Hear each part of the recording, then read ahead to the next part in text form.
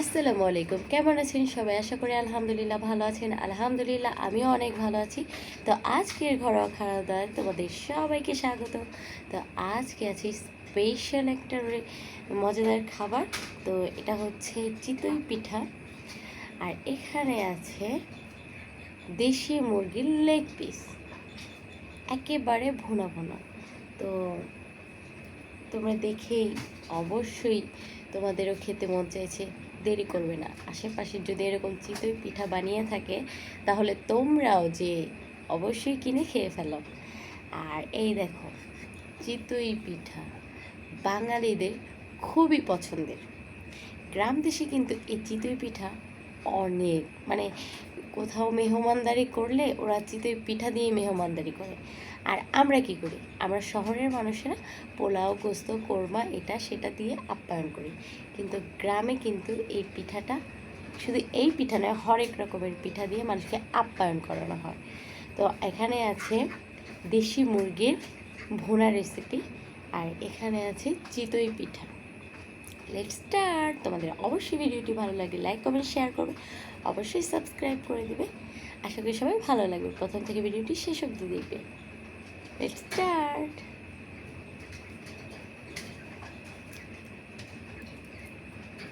এই দেখো, একেবারে ছিদ্র ছিদ্র হয়েছে, খুবই মজাদার। একটু ঠান্ডা হয়ে গিয়েছে কারণ অনেকক্ষণ আগে আনা হয়েছে। বিসমিল্লা। তোমরা একটু বিসমিল্লা বলে খাও, হা করো, হা। খাবে না কেউ? অবশ্যই হা করো, খাও। তাহলে এক কাজ করে নিই, এখন আমি খেয়ে ফেলি। বিসমিল্লা।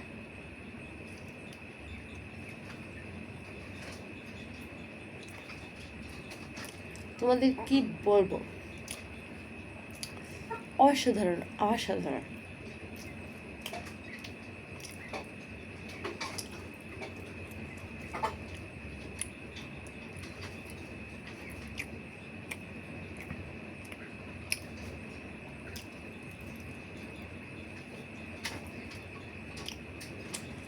লেগ পিসটা দেখে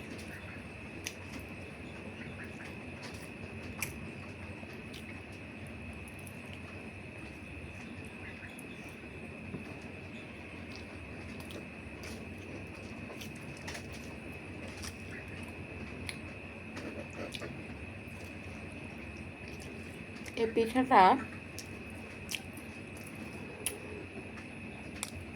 আমার অনেক পরিচিত মানুষ এই ভিডিওটা অবশ্যই দেখবে, আমি জানি। তারা দেখে অবশ্যই স্মৃতিগুলো মনে পড়ে যাবে, কার হাতে এরকম পিঠা আমরা খেতাম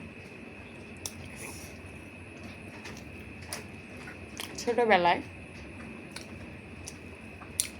এত পরিমাণে আল্লাপাক খাওয়াইছেন, যার হাতে খাওয়াইছেন, তো কি বলবো। আজ সে আমাদের মাঝে নেই, কারণ সে 2013 সালে সেপ্টেম্বরের 21 তারিখে মারা গিয়েছে। আর সে আমার সবচেয়ে ভালোবাসার মানুষ, সেটা হচ্ছে আমার বড় খালা। তো তার জন্য সবাই দোয়া করবে মাগফিরাতের জন্য। কিন্তু সে আমাদের মাঝে নেই। আমি এখনও তার জন্য, মানে সে যদি এখন বেঁচে থাকতো, কি বলবো তোমাদের, আজকে কিনে খেতে হয় না। এটা অবশ্যই কেনা পিঠা, কারণ কেনা ছাড়া তো আমরা বানাতে পারি না ওরকম। আর যে বানাতে পারতো সে নেই, সে আমাদের মাঝে নেই। সে বড় পারে, আল্লাহ পাক তাকে নিয়ে গেছেন।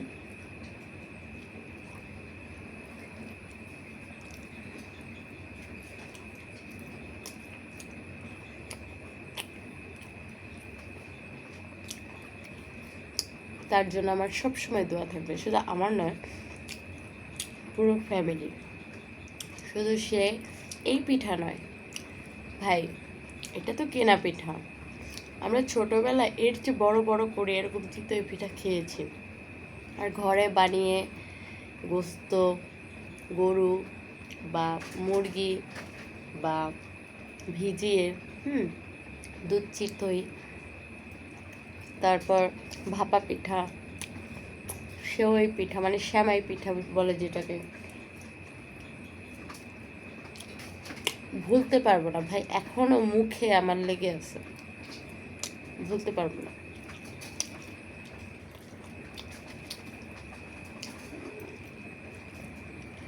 তার কথা কখনোই ভোলার মতো না। সে প্রচণ্ড মায়াদারি ছিল, মানুষের সবসময় পরোপকার করে গেছেন, কিন্তু তিনি বিনিময়ে কখনো আশা করেননি যে আমি কাউকে উপকার করেছি সে আমাকে উপকার করবে, কখন আমার কাজে লাগবে। সে সব সময় পরের উপকার করে গেছেন, এর জন্য উপরওয়ালা তাকে এত তাড়াতাড়ি পছন্দ করে ডাক দিছেন যে সে দুনিয়ার মায়া ত্যাগ করে গেছেন।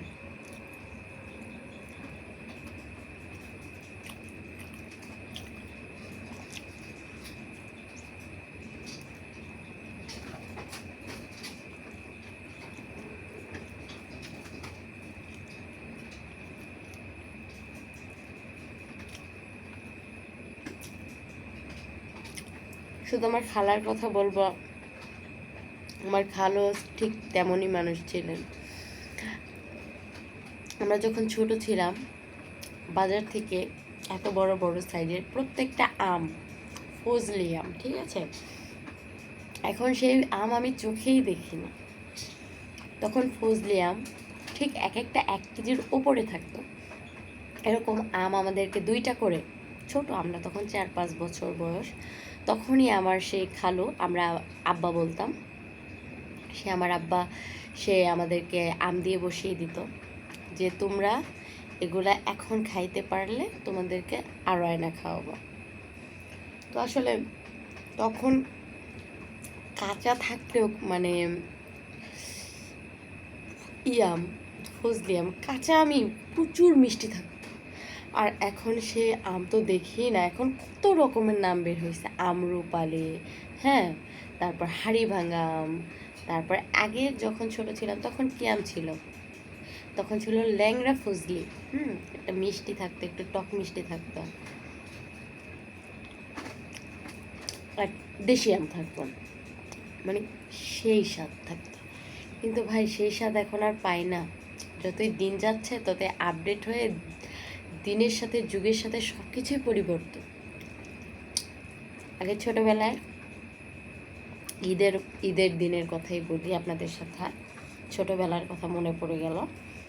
যেমন ঈদের দিনে আমাদেরকে, এই ধরুন 15 বছর আগে, 18 বছর আগের কথা, 15 বছর বাদই দিলাম, 18 বছর আগের কথাই বলি, যখন আমরা একেবারেই ছোট ছিলাম, তখন মানে আমার সবাই আমাদেরকে যদি সালামি দিত 2 টাকা, মানে চকচকা টাকাগুলো একদম নতুন, মানে এত ভালো লাগতো, আমরা জমাতাম, হ্যাঁ, জমায় জমায় তারপরে মানে একটা কিছু করতাম, হ্যাঁ, তারপর খেতাম আস্তে আস্তে। তখন 10 টাকা কেউ যদি সালামি দিত, মানে এত, মানে কি যে আমাদের কাছে মনে হতো সেই দিনগুলো না। আসলে এখন কিন্তু বাচ্চারা 500 টাকা, 1000 টাকা, 5000 টাকা সালামি পায়, কিন্তু তখনকার 2 টাকা এখনকার 1000 টাকার সমান। তখন আমরা যে মজাটা করতাম, ঈদ আসলে মানে তখন মোবাইল ছিল কম, মোবাইল আমি দেখিই নি, তখন বাটন ফোন দেখেছি। 18 বছর আগে এরকম ফোন মানুষ ব্যবহার করতো না, বাটন ফোনই ব্যবহার করতো, তখন তো বুঝতাম না। ঈদ আসলে মেলায় যেতাম, ঈদ আসলে নাগরদোলায় চড়তাম, সবার বাসায় বাসায় যেয়ে সালাম করতাম, সালাম করে টাকা নিতাম, সেই আনন্দগুলো না আসলে ভুলে গেছি, আনন্দগুলোই ভুলে গেছি। এখন কিন্তু সেই আনন্দ হয় না, এখন সেই আনন্দ বাচ্চারা বুঝেই না। সকালে কি করে মানুষ, সকালে উঠে উঠে নামাজটা পড়ে এসে আবার ঘুমিয়ে থাকে সারাক্ষণ, মানুষের সময় কাটে না, সময় কাটানোর জায়গা পায় না। আর তখন তখন তো সময় কাটানো তো দূরে থাক, মানে আমাদের ঈদের 7 দিন মনে হতো কি যে ঈদ, প্রত্যেকটা দিনই ঈদ লাগতো, ঈদের দিন তো ঈদই লাগতো। আর যেদিন কোরবানির ঈদ হতো, কোরবানির ঈদের দিন এখানে গরু কাটতো, ওইখানে গরু কাটতো, মানে সবার গরু কাটা দেখতে যে এত আনন্দ হতো। কোরবানির মানে যে সেন্ট, হ্যাঁ, গরুর রক্তের একটা যে সেন্ট, সেই সেন্টে কিন্তু কোরবানির গোশত খাওয়া যেত না। মানুষ 15 দিন খেতেই পারতো না, 1 সপ্তাহ তো মানে একবার গোশ খেলে, আর পরে 1 সপ্তাহ গোশ খেতে গেলে মানে অভুক্তি, অবক্তে চলে আসতো, সবজি দিয়ে ভাত খেতে মন চাইত। কিন্তু এই গোশ জাল দিয়েছে তাড়াতাড়ি ডাক দিত, এই তোরা খাইতে আস, দৌড় দিয়ে যেতাম, তাড়াতাড়ি খেতে খেতে জমে যেত, তাড়াতাড়ি করে আবার খেতে হতো। সেই দিনগুলো যে কই গেল ভাই। এখন মানুষ ঝুরা গোশকে জাল দিয়ে ইচ্ছা করে করে ঝুরা গোশ বানায়।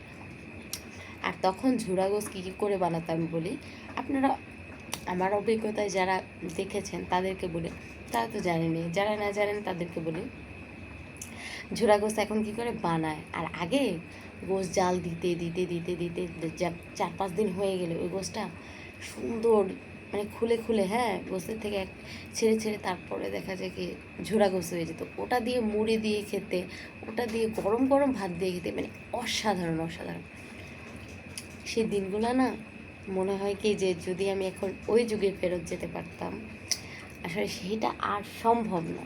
এখন দিন যাবে, বয়স হবে, কখন আল্লাহর ডাক পড়বে সেই নিয়ে ব্যস্ত থাকতে পারে, সেই চিন্তাই করতে হবে সবসময়।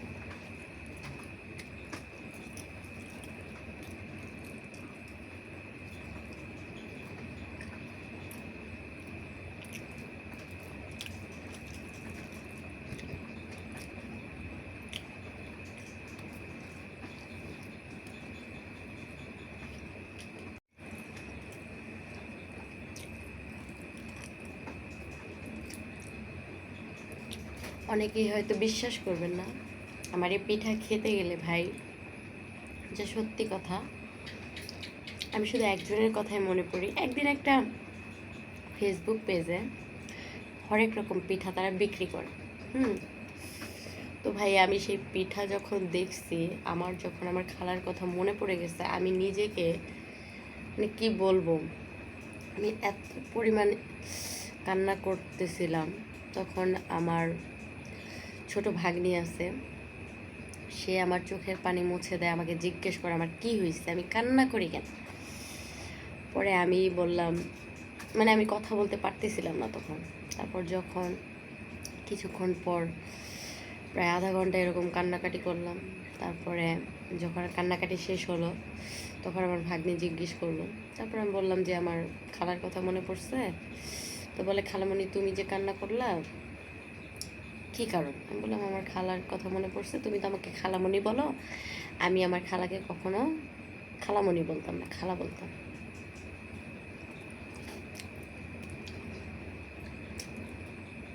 আমার খালার কথা মনে পড়লে আসলে আমি ঠিক থাকতে পারি না। তো তার জন্য সবসময় দোয়া করব, আল্লাহ যেন তাকে জান্নাত নসিব করেন, তার সমস্ত গুনাহ মাফ করে দেন, তাকে বিনা হিসেবে জান্নাতবাসী করেন, তার কবরের আযাব মাফ করে দেন। সবসময় এই দোয়াই করি। খুব ভালো মানুষ ছিলেন ভাই, তার মতো মানুষ আমি আর এখন দেখেই না। এখনকার মানুষ তো যার যার স্বার্থ নিয়ে থাকে, কিন্তু ওই লোকটাই একজন যে ছিলেন, সে সে হয়তো কবরে, হয়তো আসলে সে হয়তো কবরে যে খুবই, জানি না তার আত্মা দেখছে কিনা, আল্লাহ তো দেখছেন। সে যদি কবরে, তার কথা মনে পড়লে আমি এখনো মাথা ঠিক রাখতে পারি না।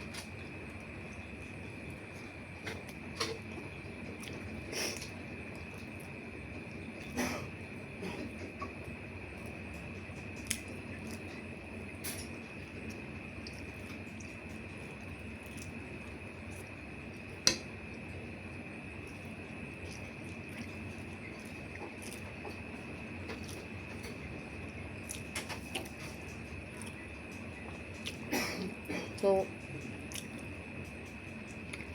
অনেক কথাই বললাম, আমার যদি কোনো কথায় আপনারা কষ্ট পেয়ে থাকেন তাহলে আমাকে ক্ষমার চোখে দেখবেন।